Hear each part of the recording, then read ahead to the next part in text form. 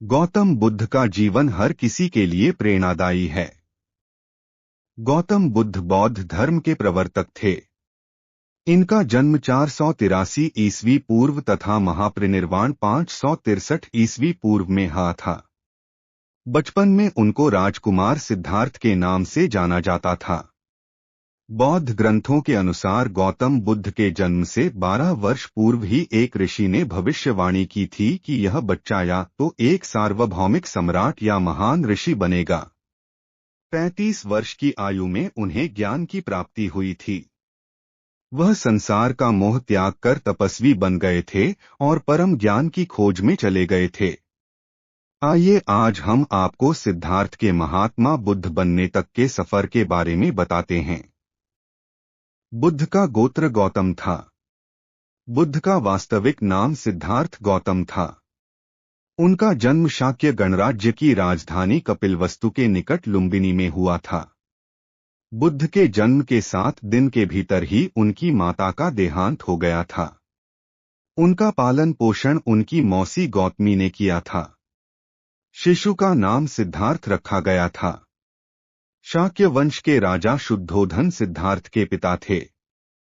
सिद्धार्थ के जन्म से पूर्व हुई भविष्यवाणी से परेशान होकर उनके पिता ने उन्हें तपस्वी बनने से रोकने गौतम राजसी विलासिता में पले बढ़े, बाहरी दुनिया से आक्रांत नृत्य करने वाली लड़कियों द्वारा मनोरंजन, ब्राह्मणों द्वारा निर्देशन और तीरंदाजी, तलवारबाजी, कुश्ती, तैराकी और दौड़ में प्रशिक्षित किए गए थे।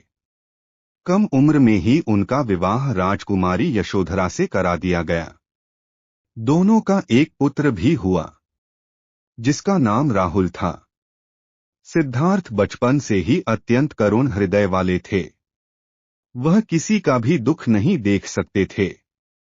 इतने प्रयासों के बाद भी 21 वर्ष की आयु में उनकी अपने राज्य कपिलवस्तु की गलियों में उनकी दृष्टि 4 दृश्यों पर पड़ी। ये दृश्य थे एक वृद्ध विकलांग व्यक्ति, एक रोगी, एक पार्थिव शरीर और एक साधु।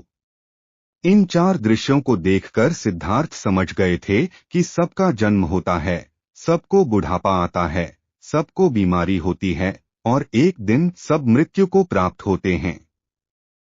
इससे व्यथित होकर उन्होंने अपना धनवान जीवन, अपनी पत्नी, पुत्र एवं राजपाट का त्याग करते हुए साधु का जीवन अपना लिया और जन्म, बुढ़ापा, दर्द, बीमारी और मृत्यु से जुड़े सवालों की खोज में निकल गए। सिद्धार्थ ने अपने प्रश्नों के उत्तर ढूंढने शुरू किए। समुचित ध्यान लगा पाने के बाद भी उन्हें इन प्रश्नों के उत्तर नहीं मिले। फिर उन्होंने तपस्या भी की, लेकिन अपने प्रश्नों के उत्तर नहीं मिले। इसके बाद कुछ और साथियों के साथ अधिक कठोर तपस्या प्रारंभ की। ऐसे करते हुए 6 वर्ष व्यतीत हो गए। भूख से व्याकुल मृत्यु के निकट पहुंचकर बिना प्रश्नों के उत्तर पाए वह कुछ और करने के बारे में विचार करने लगे थे। एक गांव में भोजन की तलाश में निकल गए, फिर वहां थोड़ा सा भोजन ग्रहण किया। इसके बाद वह कठोर तपस्या छोड़कर एक पीपल के पेड़, जो अब बोधि वृक्ष के नाम से जाना जाता है, के नीचे प्रतिज्ञा करके बैठ गए कि वह सत्य जाने बिना उठेंगे नहीं। वह सारी रात बैठे रहे और